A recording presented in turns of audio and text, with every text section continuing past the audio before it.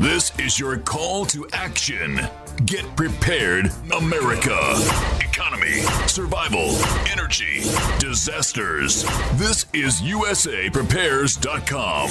Informative radio, educational radio. Interact now by emailing instructor@USAPrepares.com or text at 434-390-7953. Class, please take your seats. Now, your instructor, Vincent Finelli.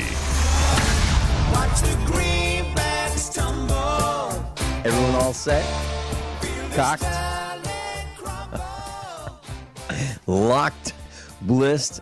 Your dial set correctly to USAPrepares.com. Here we go. We're broadcasting 2 hours. 2 hours today. From high atop the Missouri Ozark Mountain, Studio A. Information's on the website. And you can listen live, usaprepares.com. You can listen live on your phone. You can download the smartphone application at gcnlive.com. Converging threats are confronted daily by your instructors. I'm Vincent Finelli. Tom is producing the broadcast in Minnesota. Today we're going to talk about something that most people don't know about. We're going to talk about the system. We're going to learn the truth about what happens with politicians. We're going to talk about judges. We're going to talk about jail. We're going to talk about what's like being in jail. And from someone who was inside there. He's a commercial pilot. He's a Nemenhah medicine man. He's a private pilot. He's a farmer. He's a friend of mine. Welcome, Mike Parsons.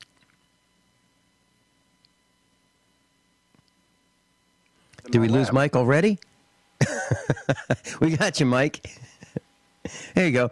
So, Mike, we're going to talk about the criminal justice system today. We're going to talk about what it's like being on the inside. We'll talk about food. We'll talk about the carelessness and the insensitivity of what it's like being a guest in confinement. But I'd like to share a few minutes about a meetup we had last night. Mike, you've been to our meetups. You've been to a meetup we had in Lebanon. Mike Parsons is a USAPrepares.com instructor. Anyway, we had a really great meetup last night. Dr. Judy Wood was with us. And originally she was going to be in person. She was going to come back from a trip from the East Coast to Missouri. Well, she was going to go from the East Coast to Colorado and then swing by Missouri, stop in and give a seminar for us at Ziggy's. And so the Colorado presentation that she was going to give was canceled. So she was going to come out just for a meetup at Ziggy's, and I asked her not to do that. I asked her to, let's do a live teleseminar, and we'll have her back for another event, a large event that I'd like to have with her. But anyway, we spent 3 hours learning about half of the material at a rapid pace college physics class about what happened to the World Trade Center towers. And we learned that we have been biased by the words that we've heard used on the television, the words that we've heard used by the mainstream media. And words like small nukes, nuclear explosion, thermite, all kinds of descriptions as to what could have happened. But in fact, the buildings turned to dust. And we saw the evidence last night. And by the way, right after this hour, Dr. Judy Wood's going to join us. So, Mike, it was a fabulous, fabulous meetup. Everyone was stunned by the amount of disinformation that we learned about the World Trade Center, the towers, where did they go. And the interesting thing is, that's just the tip of the iceberg, Mike.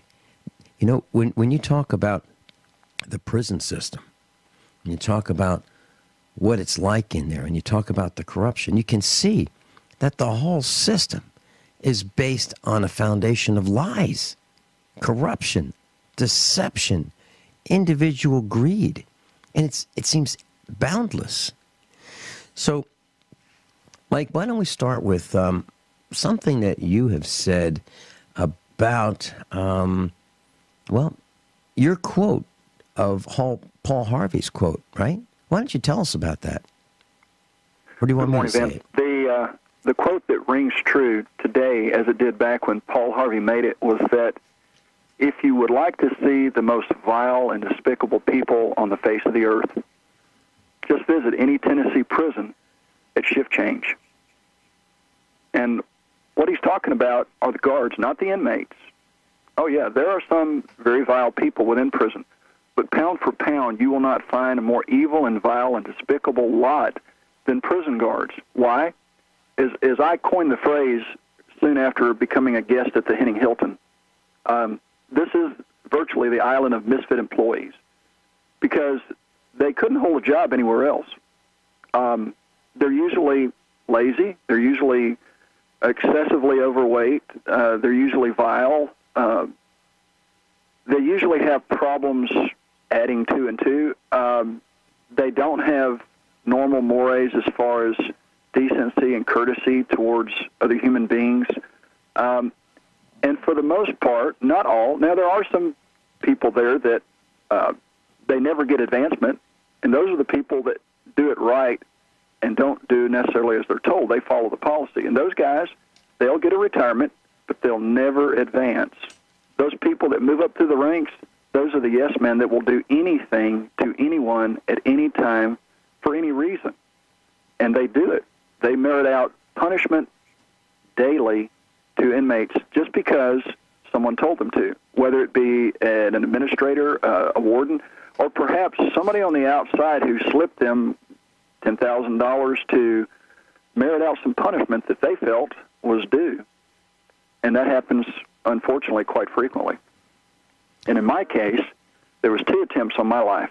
And I'm obviously blessed because I'm still here, but in the first attempt on my life, the person that attacked me succeeded in puncturing a hole in my eardrum, and from once having perfect hearing and being a former sound engineer for one of the largest churches in the Memphis area and doing, weddings and funerals, people would listen to the sounds coming through my mixer board weekly on the radio and TV, to now, when I ask you to repeat something, it's because I didn't hear you. It's not because I was too busy making a cup of coffee on the other end. I didn't hear you. And so I'm dealing with that. And fortunately, the second attempt on my life, people that were in the church that respected me, when they found out about the hit, they went to the warden and said, look, this is a good guy. This guy's fixing to take him out. And they locked the place down, got the guy and moved him to East Tennessee. Of course, he still had the $10,000 on his books, mysteriously. But yeah, they are corrupt. Unfortunately, there's not much people on the outside can do unless they engage the system and speak out about it and try to expose it, because there's virtually nothing you can do on the inside.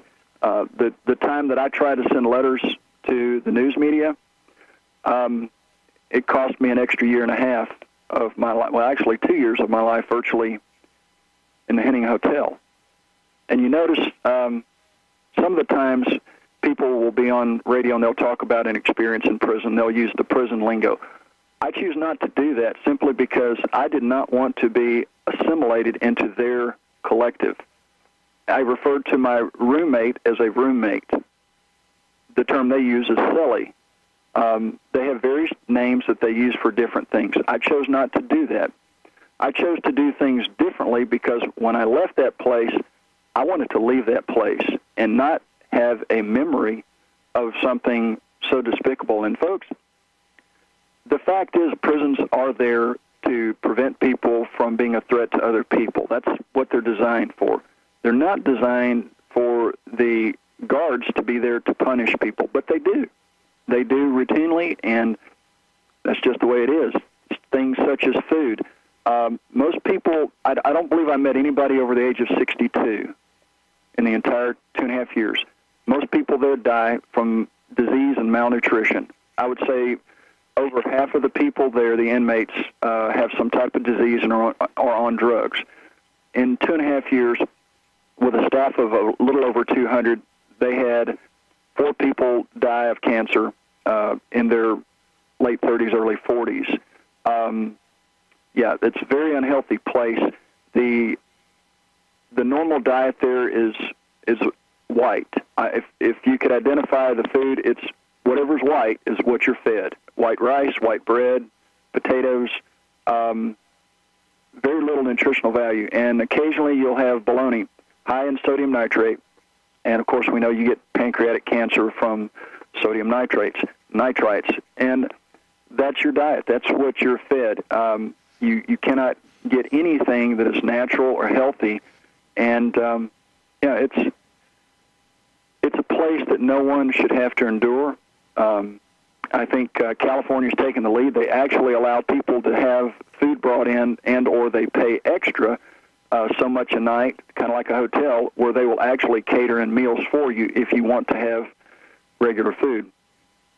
But the average person whose family is destitute now that they're gone, they can't afford that, so they're having to deal with the system as best they can. And short of disappearing within the system and not opening your mouth is about the only thing you can do, because if you're someone like myself who's outspoken, who actually has the ability to articulate a point, I was hated. The inmates would tell me, these people literally hate you. They merit out more punishment and more disdain for you than anybody else, and you don't do a thing to anyone. And I said, do you know why that is? They said, yeah, because they're afraid of you, because they're afraid of your intelligence, that you are smarter than them. And because you're smarter than them, they're afraid of you, that because if you ever decide to do anything against them, you could destroy them. And that's where their fear is.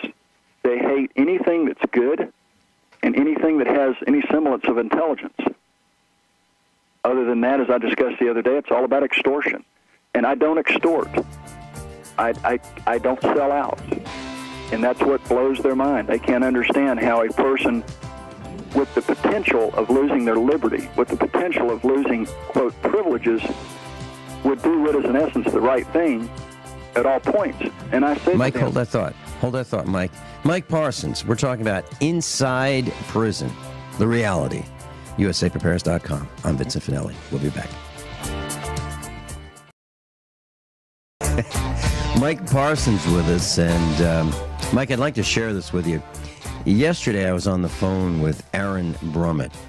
He hails from Springfield, Missouri, and he was raised in Springfield, Missouri, right where we are. And he spends a lot of time talking with the police. As a matter of fact, they come visit him pretty often. He gets on a little, maybe 1 foot high soapbox, and he preaches on the street. He's a young guy. He's in his 30s. And they hauled him away. They arrested him, put him in jail, and I thought, geez, he's qualified to be one of us. So he's going to be at the meetup next Monday. And, the Springfield police are out of control. So this guy, Pastor Aaron Brummett, is preaching on the street. He's got a crowd paying attention to him. 10 to 12 cops, Springfield, Missouri's finest cops, show up, arrest him, put him in the paddy wagon, and haul him off to jail. Mike, it's out of control. So you're talking about, once you get in there, inside prison, what it's really like. So, Mike, you were saying that the prison guards are a bunch of misfits. They are the ones who can hardly get a job. Many of them are yes men. They'll do anything to anyone at any time. They like being rough on the prisoners because they are misfits, many of them, in a position of authority. So, that's just unconscionable. But let's take it to the next step. So not only do the prison guards abuse the prisoners, but they feed them unhealthy food, white, as you referred to it, white rice, white bread, white potatoes. What about vitamins? Do they get their daily vitamins, or are they treated to chemicals in the food and chemicals in the water to make them docile? Well, they actually do have on what's called the commissary. You can order a little bottle of vitamins, which actually it's all synthetic. There's no real natural vitamins in it. But the problem is that you have to have a job. Now, everybody in the prison basically works. You start out, you're about 15 cents an hour. And so you can do the math. If you work 8 hours a day, 5 days a week, you can see your paycheck's, going to be around $10 a month. And most people don't realize is that once you're in the prison and you have a job, you're assigned a job, it doesn't matter if you've only been working there for a day or a month. You have to buy all of your essentials such as soap, toothpaste, toothbrushes, razors, shaving cream, shampoos, anything at all. And, of course, on the commissary they have various types of food, but most of it is sugar-based. It's chemical-laden. It's not fit to eat. There's virtually nothing healthy available for a person to buy, to eat, that is suitable for human consumption. There was one occasion where they had a company come in and spraying around the building, and they refused to spray the walk-in cooler where they had cockroaches because the company knew that it was illegal for them to spray inside of a walk-in cooler with food in it. So they said, well, tell you all what, just leave your stuff here and y'all go over there and we'll take care of it. And sure enough, they had an inmate strap on the spray rig and go in there and spray down the entire walk-in cooler with food. And then they proceeded over the next several weeks to feed that food to the inmates. And people wrote letters to the warden, to the state. The food was not thrown out. It was slowly over weeks' time. Now, they stopped after the second day feeding just that food, and they started portioning it out over the course of a month or two. They fed food that was sprayed with bug spray to the inmates, and those people that could smell it would basically get up and walk out and not eat. And so there were many, many weeks that I didn't eat. And when I say weeks, I mean like 4 or 5 days at a time. You just don't eat. Nothing. Unless you've bought something off of commissary, and that's all you've got. Or if you had a visit, they had concessions. You could eat a candy bar, and you get a visit once a week. So there were times when people would not eat except at visits if they were so fortunate. And those were the people that knew and wanted to survive. That's prison life, my friend. Or you can just eat up with everybody else that's making homemade liquor and basically selling themselves out to the guards for the drugs and things that they could trade and barter. Mike, hold that thought. Hold that thought. Mike Parsons. We'll be right back. Class, Mike Parsons is with us. Mike Parsons was a commercial pilot, private pilot, farmer, really brilliant guy. I've spent some time with him one-on-one. He's been to the expos, meetups. He's been on the radio with us. And through no fault of his own, he found himself on the wrong side of the bars. And so he's talking about firsthand experience. And I just want you to know that many of us here at usapreparers.com have either had the police called on us, have been arrested, have been detained, have been put in prison. We have one of our instructors who was convicted of rape and murder at the age of 16. He was tried. He was railroaded. He was put in a maximum security prison for 16 years for a crime he didn't commit. Lazy jurors, people just not understanding how the system works. It's horrible. And he didn't do it. And Mike Parsons ran for office. He ran for office and he won. And because he won, he was set up. And to make a long story short, he found himself in prison for a while. And Mike, the prisoners, or as we'll refer to them as the guests, you mentioned that some of them sell themselves out to the guards. Tell us what you mean by that, please. I'm not a person who ever got involved in drugs. I've gone to concerts where I've seen people smoke pot. That's it. Literally, I was involved in sports all through school. That was my focus. So when I went to prison, I observed people snorting cocaine, smoking pot, rolling cigarettes, taking various pharmaceutical drugs that they all got from the guards. The guards bring in the drugs. The guards if you want a cell phone, the guards bring in the cell phones. They've got good cop, bad cop, where one cop A will sell you the cell phone for $400 on what they call a green dot card from Walmart. Then a month or two later, cop B will come in and search your room, find your cell phone, send you to the hole, and they will recycle the phone, and they split the money up to the level of the captain. The captains were involved in it too. This was how they supplement their income. One guard would bring in a pound of tobacco once a week for $400. The inmate would divvy it up into small fractional pieces and make about $1,200 off of the inmates via commissary and or other things. They have what they call a store man, which is a guy that will buy and then sell to you. You want a canned drink, or you want a cake, or anything else that you don't have the money for.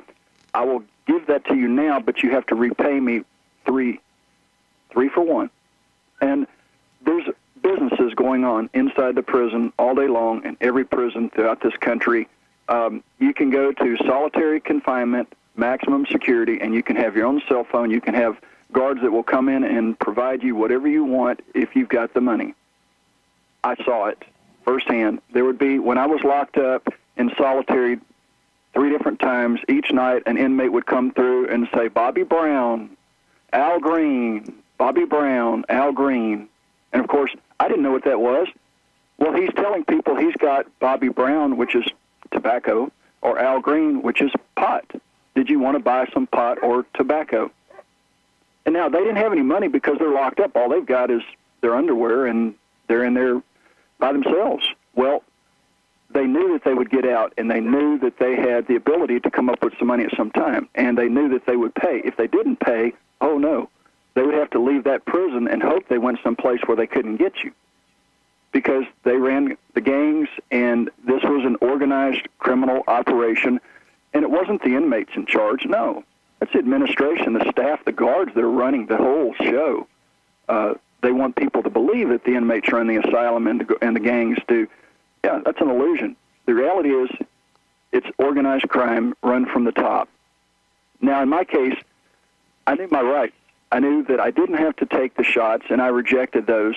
And when I first got there, they first strip you down, take you through all these various things, and they want you to have, as they say, we need to make sure you're healthy, so we're going to take a head x-ray. We're going to stand you in this machine and do a panographic x-ray. And everybody lined up like lemmings to do this, except for me. I said, no, thank you, and I stepped off out of line to the side. And everybody's coming, well, they're going to throw that guy in the hole. They're going to beat him up. They're going to kill that guy, talking about the guards. And, the guard would come up and say, what are you doing? I said, no, sir, I don't take head x-rays. Thank you anyway, but I decline. And he started talking to another guard on the radio, and they called down the various teams that they have when people get out of line. And all the inmates are talking, and then I bowed my head in prayer. And one of the inmates that had came to the prison with me from the jail, they were transporting us at the same time, he had observed me for over 2 months in the jail, and they said, what is he doing? What is he doing? And this young black man said, that's Mr. Parsons. He's praying. Well, why? That's what he does. Just watch. And 4 or 5 guards surrounded themselves around me, and I just prayed. And I told the officer, 6 foot 8 inches tall, and I'm 6'5". This guy stood over me. And I said, sir, have you ever had cancer? And I struck a nerve, and he said, yeah, actually I have. I said, have any of you other guys had cancer? And 2 of them said, yeah, we've got it right now. I said, this machine causes cancer. And it is my job as a child of God to protect my temple, my body. That is something I can't do, and I still have a right to my own body and my health. Now, you can do with me as you please, but I will not walk in there and get a head x-ray. They took me and put me in solitary confinement. 2 days later, they put me in with the rest of the crew, and I never had a head x-ray because I stood my ground. And everybody else thought I was going to the hole or was going to be killed by the guards. And then when it came time for them to pass out the flu shots, again, I stepped out of line. I bowed my head in prayer. What is he doing? And one of the other inmates that remembered, because the original inmate that had been with me was no longer there, oh, that's Mr. Parsons. He's praying. And they said, what for? And they said, just watch. And here again, all these guards come up. What are you doing? Why aren't you in line? You got to get your flu shot. I said, and I told them the same thing. I have to take responsibility for my body. I can't do that. Do as you please with me. I cannot do that to my body. And they had me come over to a table and sit down. Okay, well, you don't want the flu shot. Just sign right here that you're rejecting the flu shot. And I said, okay, there you go. Go to your room now. All of a sudden, half the line got out of line and walked over to the other spot. And they said, what are you doing? We're doing what Mr. Parsons did. And that pissed them off. Pardon my language, but they were so mad because these men were learning that they had rights. They had the right to choose what did and didn't happen to their body. And that's why these people hated me, because others would learn the truth. And when I would go to church, the preacher, one day I asked him, I said, every time I come in here, you're stripping the proverbial bandage off these men's wounds. You're at the end of every sermon, you're saying, you did it to yourself, you put you in here. Now, whether they did or not, that's like stripping a bandage off a raw wound, because you're reminding them, and that's psychological abuse. Let these men alone. Leave them alone. Just read the word. And he said, well, that's my job. And I said, but you're pushing a pro-government agenda every sermon. He said, well, government is God. I said, are you serious? He said, yeah, it's a little g God, but still, government is God. I said, sir, you need to go back and read the Ten Commandments, because I believe thou shalt have no other gods before me. I'm a jealous God, is what God said right off the bat. And he smiled and said, well, that's your opinion. This is what they've got in the prisons. This is what you have to look forward to. Psychological conditioning. But if you know the truth, if you know what to look for, you won't fall prey to the traps that they have that will keep you there for life. There was one inmate serving a life sentence. He went in with a 2-year sentence 30-something years ago. And he was not part of the gangs. He would not assimilate. And then they attacked him. And he beat down one of the guys. He was a good fighter. And he accidentally killed the guy. And he got 15 years. They moved him to East Tennessee because he beat up the head of this gang and killed him. In East Tennessee, that gang found out. They attacked him again. Again, he had to fight until the death. And he survived. But now he's serving life in prison for defending himself. When they come and look, if they see bruises on your knuckles, they say, he initiated it, or he also fought back, so we're going to charge him equally. Now, if you've got no bruises on your hands, folks, they can't charge you. They never check your feet. That's a clue. But the reality is, if you don't know and you end up there, and any one of you can end up there. I'm not a criminal. I'm a guy who stood to defend his family when we were being shot at by an operative of the guy that I was suing for an election that had been stolen from me. And, yeah, the votes were flipped because the person counting the votes was appointed by the guy I ran against. And then when I went to trial, all the jurors were hand-selected by the person that the county executive picked to be the head of the election commission. They select the jurors that you get to choose from. No matter how I sliced it and diced it, there were 25 people to get 12 out of that were all buddies of the old boy system. They were there to do their job, and that was to convict. That's the system we live in. Welcome to America. If you haven't been here before, it's a great country if you're a criminal. But if you're like me and you stand for something that's decent and honorable and you actually give a dang, well, it's not really the best place for you at the moment, but it can be. We just have to wake up the rest of the collective and speak out and stand our ground and not allow them to manipulate you into something less. Don't fall for the extortion trick. Stand your ground. Take responsibility. And at the end of the day, you'll be able to step out of line and you'll be left alone. That's all we want. We just want to be left alone. Mike, I'm really glad we're having this discussion, because I think more and more of us are going to end up behind bars, not for doing the wrong thing, but because we're not willing to go along with the system. Just as the preacher that I was telling you about, Pastor Aaron, preaching from the street, goes to jail. Mike Parsons, Finelli, USAPrepares.com. What do the guards want? That's what I'd like to know next. We'll be right back. Mike Parsons with us. Mike from Tennessee. You've heard him on the radio many times with us. Mike, I've got a couple questions. I'd like to see if we can get to both of them before the end of this hour. What do the guards want, Mike? These lazy, overweight misfits. What do they want? Most of them grew up where they didn't have the ability to do much because they didn't achieve, they didn't try.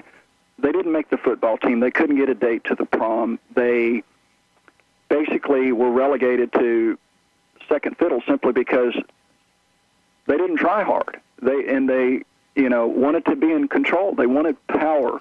And now that they've got a job with this is not all guards. Some people get a job in the prison to find out how screwed up it is, and they leave as soon as they can. They're not there very long. But those people that are attracted to this, they want power to control another man. They want the illusion of respect, when ultimately they'll never get respect because they are not respectful themselves. But in their world, in their mind, they feel like they've somehow got one up on you because they've got the uniform and you don't. You go to a room that's a 7-11, 7-foot wide, 11-foot long room with a commode and a steel bed and a concrete wall and a fluorescent light. And that's your existence. They get to go home. And they feel like during that time that they're there on their shift, they can be as rude and as ugly and as evil and as mean and as demeaning as humanly possible because in their mind, that's their job. Because you're the scum of the earth. If you're here, you must be guilty of something. Everybody's guilty of something in their eyes because they are. You can't be any different than them. You must be as bad as me.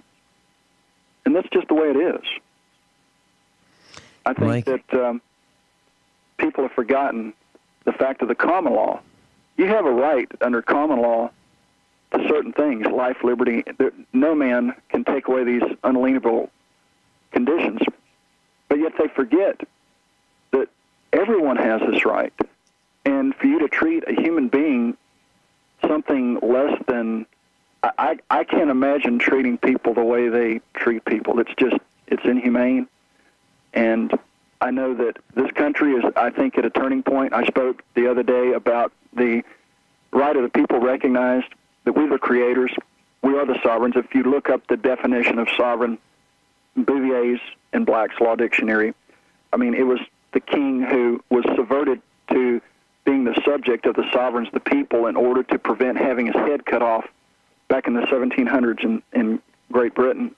And I think that spirit is still around today where people realize that this is ours. And I think Thomas Jefferson said it best, a little revolution now and then is a good thing. The tree of liberty must be refreshed from time to time with the blood of patriots and tyrants. And now I say that with the heart of a person who loves life. I'm a follower of Christ. I love life and all the gifts that the Creator has given me. I support those and I protect those viciously. Even those people that have done me wrong, I would not want any harm to them. Would I like to see them serve their time behind the 7-Eleven Crossbar Hotel? Certainly. I think there's an accountability that needs to be done and a reckoning. But as though people can go through their life and just look the other way perpetually, once upon a time, I had freedom and liberty, I thought. until I started seeing how corrupted the system was and how controlling they were. And when I started to engage that system to try to hold them accountable, I found out really quick the system will not hold itself accountable. And when you go to the person who's in charge of keeping the peace and they're the actual tyrant who's running the corruption, it's a rude awakening. You cannot do anything with the help of these corrupt systems. You can only do things when you click your heels, as Dorothy said, get up off your butt, put down the remote, and take responsibility.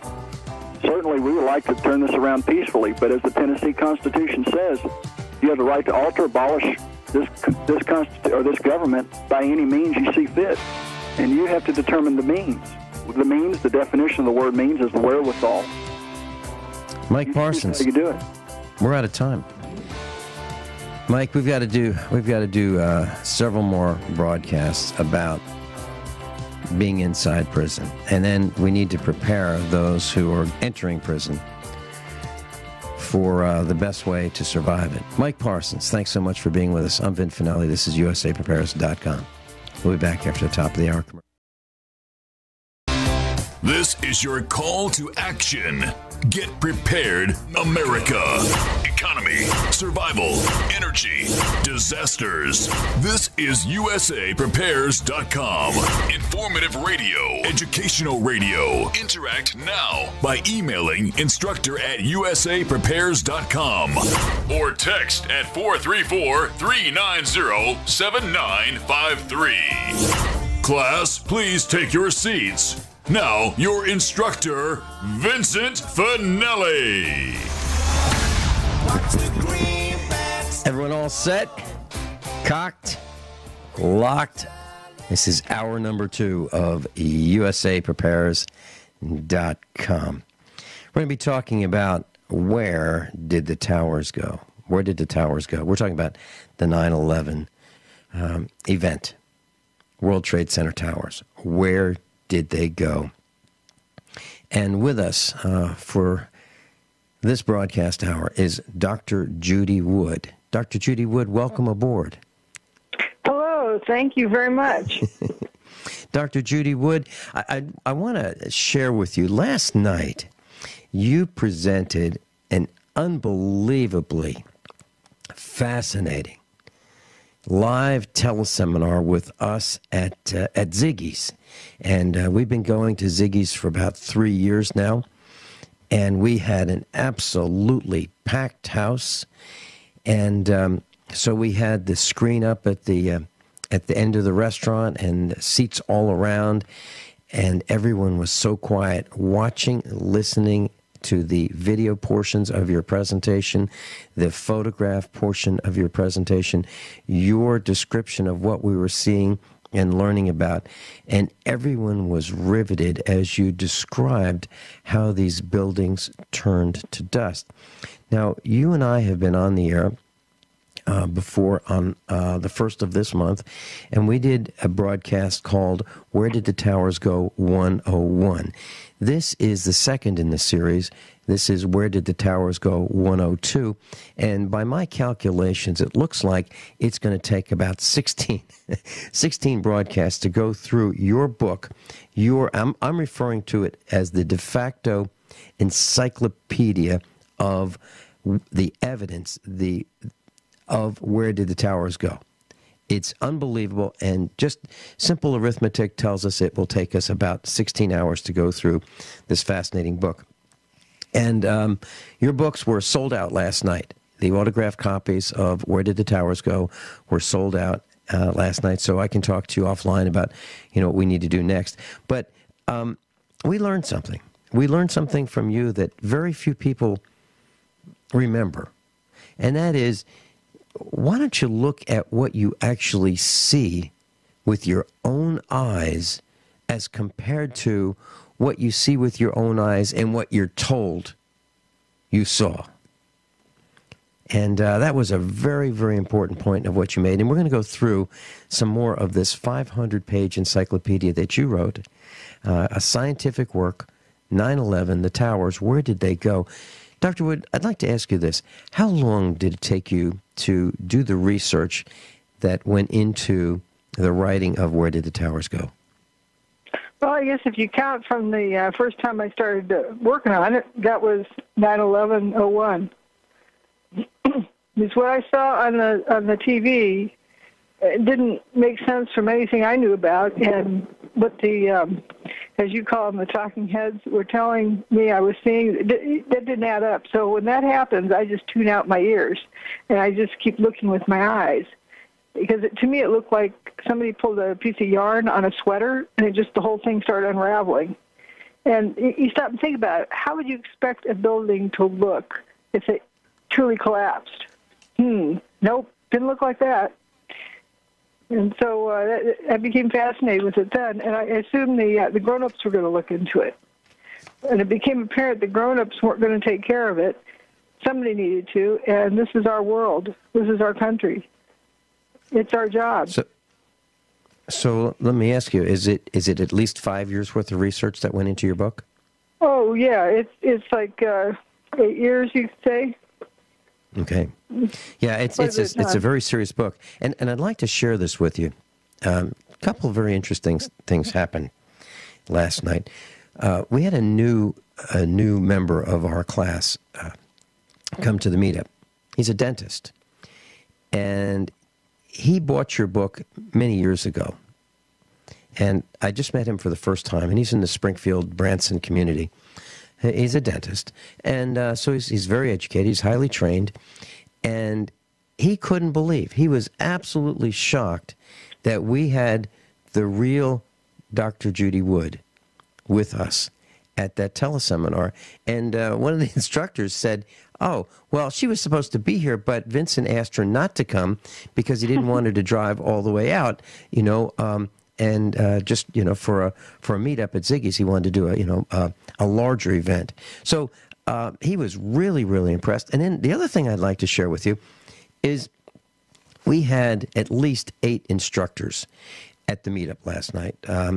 Well, there's you, and John Reagan was there, Linus Ertley was there, Ken Hurley, Judy Dollarheight, John Dollarheight, Howard Shane, and others. And as soon as we started the presentation, one of our instructors came up to me and said, "Listen, we're being ejected from the meetup. We will not be able to stay very long tonight." And I was absolutely furious. I mean, smoke was coming out of my ears. And then the waitress told me at 8:45 that we had to be out of there by 9:15 at the latest. And I was so angry. I said, "You know what? We'll be back next week, but I don't know if we'll ever be back after that, after they pull that stunt." Here's what happened, Dr. Wood. I believe that one of two things happened. They said a sorority was coming. 100 girls from a sorority was coming to take over the restaurant after in the evening. Now at 9:30. Well, I waited till 10 o'clock to see these sorority girls because I didn't believe it. They didn't show up at 10 o'clock. Or we were out of there by 9:20. We were out. I waited till 10 o'clock with some other instructors to see these sorority girls who were supposedly coming to take over the restaurant. They didn't show up at least by 10 o'clock. Here's the point I'm trying to make. I believe that it's one of two things. Either they want to throw us out of the restaurant early because we stay, hours and hours and hours, or, Dr. Wood, some minions for the government saw that you were going to be there, and they wanted to shut us down. Has that ever happened to you before? Well, a lot of interesting things happen, and I guess to me that becomes normal. But it's usually more subtle. I'm curious about your instructor who told you had to leave. He was being tossed out by someone, or no. He was told by the management of the restaurant that we had to leave. So they wanted to break the news to him so he could deliver a softer blow to me, because they knew that if the management of the restaurant came up to me and said, "Hey, Vincent, you're going to have to get out of here by 9:15 tonight," they knew I would just have exploded right then and there. And they didn't want that to happen. So they wanted to deliver a softer blow to me through one of our other instructors. But the point is, we got thrown out of Ziggy's after 3 years of being there. We got to find a new place because I'm furious with them. I really am. Dr. Wood, we fill up that restaurant every Monday night. We absolutely pack it. No other organization is able to do that because we have such a dedicated class. But anyway, the bottom line is, I think it has something to do with your information. They don't want your information out there. That's my belief. I believe that government minions have pressured Ziggy's either through their liquor license or through something else that I don't know about to get us out of there. It's like, hey, you want to keep your liquor license? And, it'd be better if you didn't have those kind of guys because they talk about defending themselves and gardening and now they've gone way overboard with talking about 9/11. So I want to share that with you. So, Dr. Wood, let's start with this.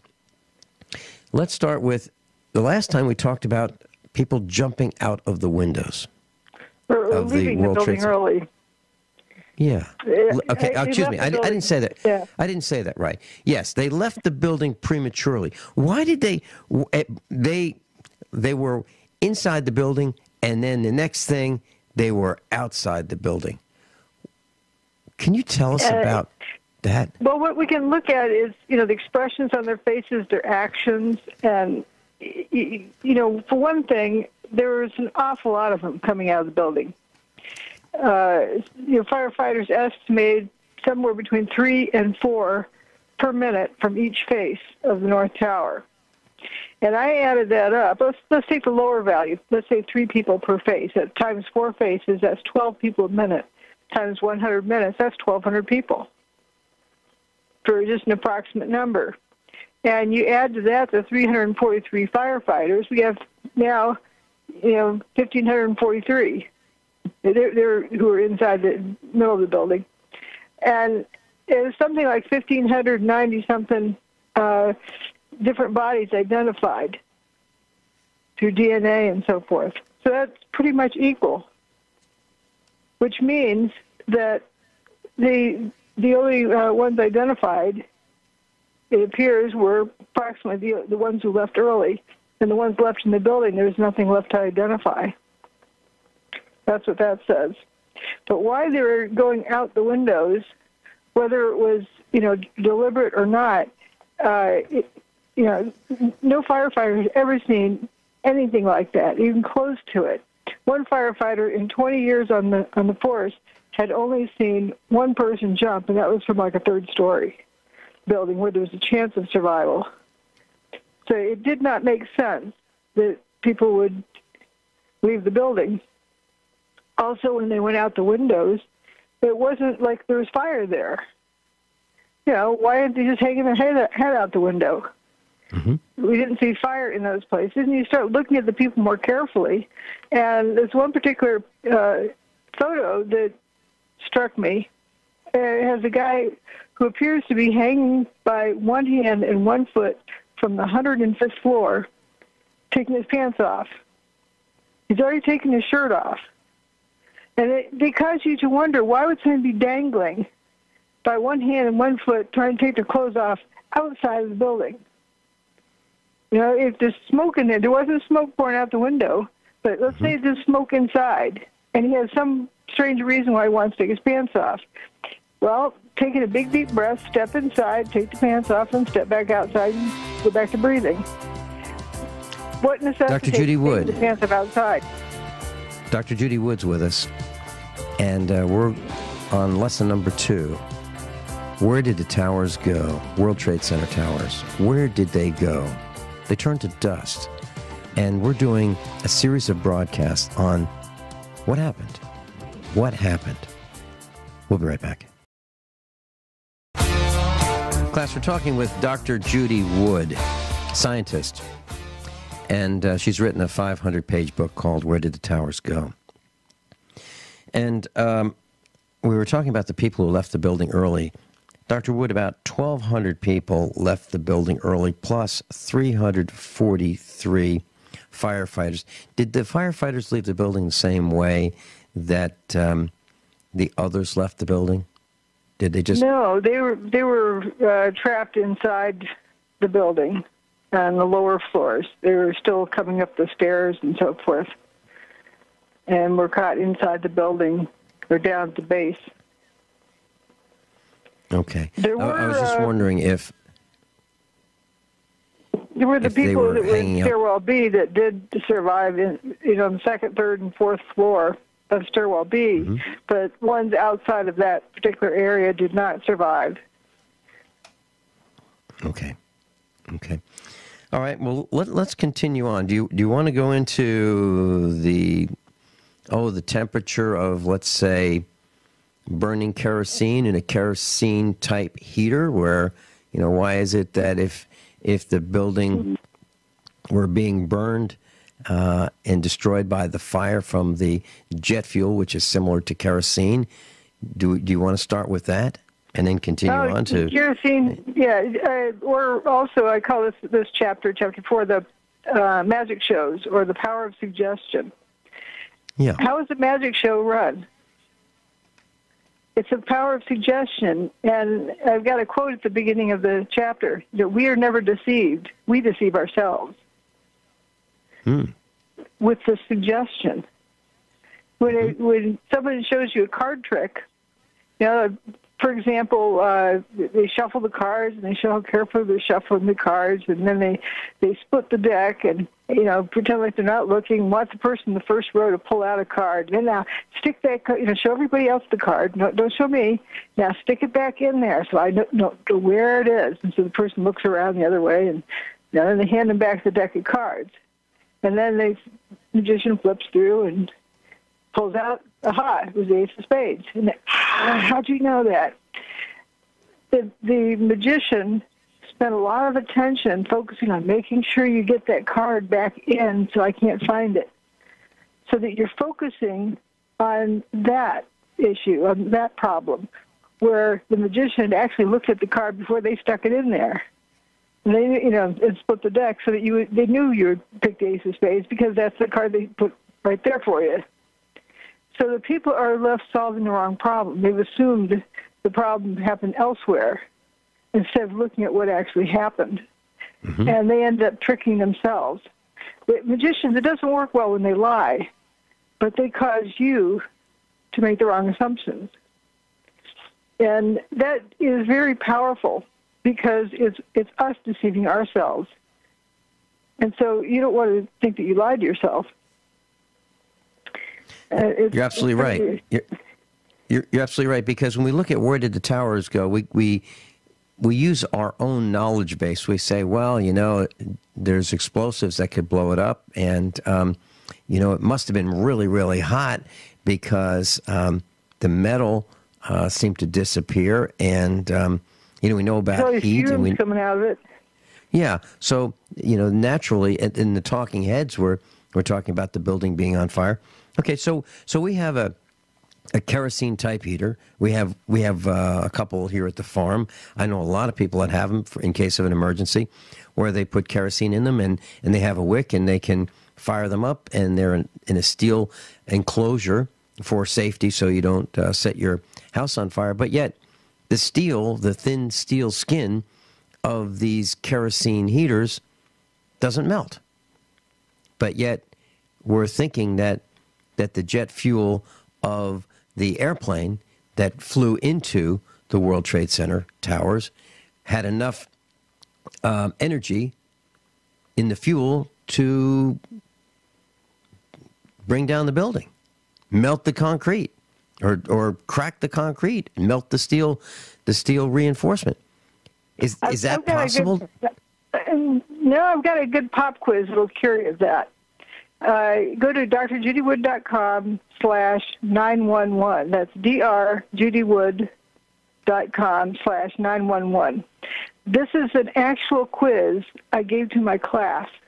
We just finished studying the effects of heat on metals. Okay. I'll tell you what, class, it's Dr. Judy, Judy, Wood, WOOD.com/9, 1. drjudywood.com/911. Go there right now. We'll be right back with Dr. Judy Wood.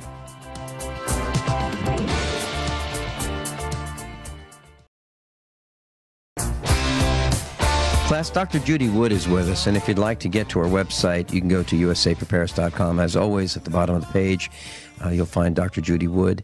Click on the link. It'll take you right to our website, or you can go to drjudywood.com. And if you're interested in her book, it is absolutely fabulous. I wholeheartedly recommend it. I have a copy. Dr. Wood, you've got a pop quiz, drjudywood.com/911. Please take us through that pop quiz that you've offered to your students. Sure. It says, let's say you want to boil a pot of water. So you wad up a bunch of old metal coat hangers to make a grill to support the pot of water over your campfire. You fill up the pot of water, put it on the grill, and then start the fire going. Which is most likely going to happen? Check all that apply. You want to read off the choices? Yeah, well, let me just describe this. So, class, what we've got is a large spaghetti pot. I'm looking at the page here on her website, drjudywood.com/911. There's a large, like spaghetti pot. Let's say it's 8 quarts, and it has a lid on it. And these coat hangers are made into like a structure that is supporting the pot off the ground, let's say 6 to 8 inches. So there's a ball of coat hangers, many coat hangers. Let's say there's 6 of them or 8 of them that are supporting this pot of water. Some wood or fire material is put under the water. There's a big flame around the pot. Actually, the flame is a yellow-orange flame, and the flames are actually reaching higher than the lid of the pot. So the question is, after you see this, what is likely to happen? A, nothing changes except the fire eventually burns itself out. B, the metal coat hangers gradually begin to sag and lower the pot. C, the coat hangers suddenly shatter into straight sections without warning. D, the metal coat hanger instantly turns to dust and the pot slams to the ground. E, the pot melts the coat hangers and leaks water, which puts out the fire. Or F, the pot and metal coat hangers spontaneously turn into a fountain of dust, shooting the dust into the upper atmosphere. And G, none of the above. Please explain. Are you asking me for my answer? Yeah, well, I was curious.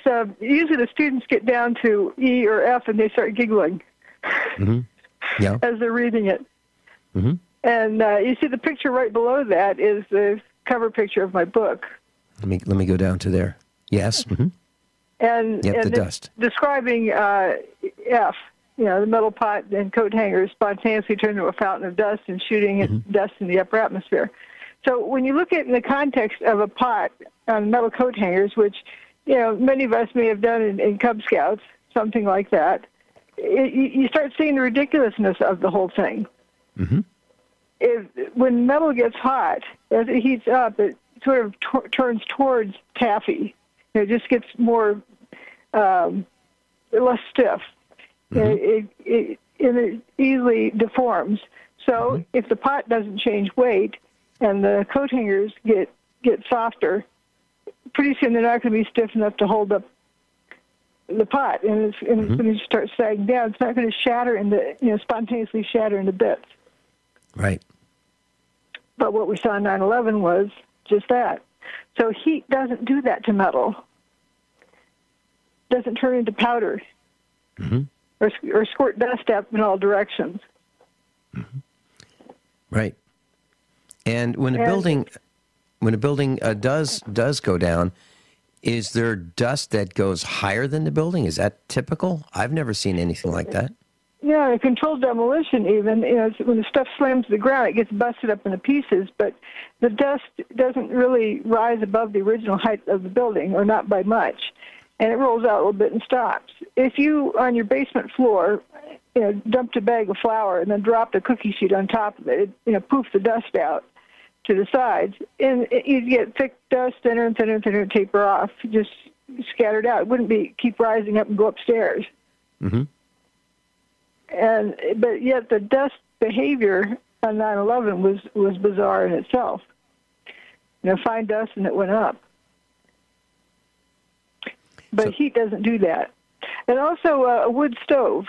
after you stoke the fire, it doesn't go drip, drip, drip, drip, melting. Right. And when it first brought out this story on 9/11 about airplane jet fuel, I was thinking, gee, when an airplane flies overhead, do you get a drip, drip, drip of the engine melting? No, you don't. And also, if you look at a gasoline engine, gasoline is far more explosive than jet fuel. And why, if that were the case with the jet fuel, why don't gasoline cast iron engines melt? I guess that's your point, isn't it? That's your point, isn't it? Yeah. That it's explosive in the engine, and it burns, but it doesn't melt the engine. Mm-hmm. And anyone listening to this would know that an engine, a jet engine running on kerosene flying overhead, it wouldn't keep flying if the engine was melting from that jet fuel. Mm-hmm. So jet fuel doesn't do that. It's also hard to light kerosene, unlike It's very gasoline. hard to light. It's very hard to light kerosene. As a farmer, I can tell you that if I want to start a fire with a bunch of wood, which is perfectly legal here on our farm in Missouri, I can pour kerosene, I can pour motor oil in it. You actually have to bring the match up to it. It's not like gasoline where as the match approaches it, the volatilized fuel combusts. It's not like that. You actually have to bring the match to it and hold the match there for a little bit for the kerosene or the jet fuel or the motor oil to ignite. You're absolutely right. So Dr. Wood, what does that tell us? Know. Yeah, that we were tricked into deceiving ourselves about this. When they, on 9/11, they're telling us about jet fuel. The jet fuel, when is this fireball? It's all burned up. So how can it be burning up the building too? There's a lot of things that just didn't add up about that. Well, let's talk about that for a second. So the plane slammed into the building. The fuel. The alleged planes. We're not going to make any assumptions here. Just the alleged plane. Okay. I'm just thinking about what the video showed, and there was a big fireball. I guess, is that an alleged fireball or was that a real fireball? Because my eyes saw a fireball. We don't know. It's this thing that looked like a fireball. Okay, there you go. It looked like a fireball. Okay, so the reporters, the talking heads on television, told us that a plane crashed into one of the towers, and a plane crashed into another tower, and then they told us we saw fireballs and we saw some smoke. But the interesting thing, Dr. Wood, is when petrochemicals burn, if I see a fire off in the distance from our farmhouse, I can tell whether it's wood's on fire or whether it's a home, a structure, because of the color of the smoke. If it's a petrochemical composition in the fire, like a roof or furnishings or vinyl siding, it's going to be black smoke. Right, it's got a lot more of the carbon in it. Mm-hmm. And it was a very beautiful orange fireball-looking thing. We don't know what it was. We're just saying what it appears to be. The alleged fireball, an alleged plane. But being told that melted the steel or weakened the steel significantly so that the steel shattered, we know better than that. People who've, as children, messed with metal coat hangers, bend them back and forth, and they get fatigued and they break. Mm-hmm. But they also become easier to bend as they get hotter. Mm-hmm. And paper clips do the same thing. They don't shatter. They don't turn into dust. So what we observed does not match the story we were told while we're watching it. But people tend to prefer what they're told over what they observe. Okay. And that's an important lesson to work past. We all know that wood stoves don't melt when you stoke them with firewood. Yeah. No matter how hot, I've made a fire, and I've actually had a Franklin wood stove glow a red color running really, really hot, but it didn't melt. It did not melt. Even the burners on your electric stove get red hot. Mm-hmm. And it doesn't mean they're going to melt. Mm-hmm. But also the time it takes to get that heat, get it up to temperature is not instantaneous. To get heat into something. If you have something, a fireball on the outside of a piece of steel, it takes a while for that heat to get into the steel, and by then the fireball is gone. Your wood stove isn't instantly hot when you start a fire in it. It has to work up to temperature. So you don't get this sudden fracturing. You would get something kind of sagging like the pot over the coat hangers. Mm-hmm. All right. Do you want to go through some more of your pop quiz, or do you want to go into the bathtub? Oh, go to the bathtub. That was basically the pop quiz, and I have some other pictures below just for information, but it was just those 3 pictures that, it has dust in the upper atmosphere from the coat hangers shattering into powder because they got too hot. It doesn't make sense. Mm-hmm.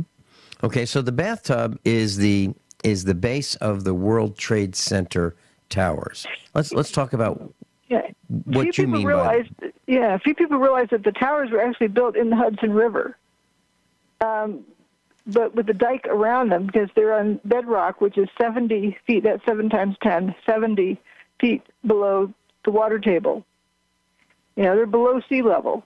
So that's about sea level there on the Hudson River, and so to keep the basement dry, they have this dike built around it. They call it the bathtub. It started out, how they built it was with a slurry wall, and some often refer to it as the slurry wall still. But they built this dike around it. We'll wait till after the break. Yeah, let's talk about the bathtub when we come back after this break. Class, we are not going to get through it today. And what we're teaching is how to use your own eyes and discern what you actually see rather than what you've heard. And we're going to get through it. It's going to take hours and hours, but you're going to learn what happened when we get back.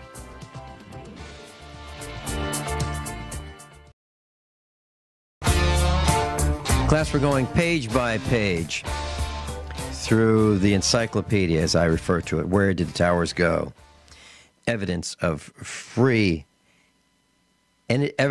directed free energy technology on 9/11. We're talking about the bathtub with Dr. Judy Wood, drjudywood.com. Link on the website, usaprepares.com, page 1, where the instructors are at the bottom of page 1. We're talking about the bathtub. Bathtub has 70-foot high walls below ground. So 70-foot high walls, think of it like a 70-foot deep basement. Okay, starts at ground level and goes below sea level. So the 2 buildings went somewhere, but with the weight of all that concrete and steel, Dr. Wood, the evidence shows very little damage to the bathtub. Please tell us about that. Exactly. You have this big, void in the ground. Of course, when you remove the structure, the underground structure and adjacent structure that supports the other side of the bathtub wall, the inside, it does become a little bit unstable because you have the pressure of the water on the outside with nothing. If the building's gone, you don't have the equal force or the support on the inside pushing back. And when they brought in the heavy earth-moving equipment the next day, that did more damage to the bathtub wall than 2 500,000-ton buildings supposedly slamming down on it. Does that make sense? These big mega cranes. The picture down Liberty Street where the bathtub wall started leaning in as a crack opened up down the street because you removed the structure from the inside of the bathtub. But as for the building falling on the bathtub wall, it didn't destroy it. When, of course, now that the ground's peeled open, it rained in, you have fire hoses, dumping water in there, and the PATH trains, that's the Port Authority Trans-Hudson subways that go under the Hudson River up onto the shore. Well, it was on the shore, and it opened in 1909, and then they relocated it to go within the bathtub on that bedrock when they built the World Trade Center. Did they build stuff better back then? They were worried that they may have damaged the PATH train tunnels because there was water down there, but once they pumped the water out, it stayed dry. In other words, that's just where the water was draining to. That was, when rain was dumping in the bathtub. Mm-hmm. So the PATH train tunnels were not damaged from the building's destruction. They're waterlogged, but that was easily repaired.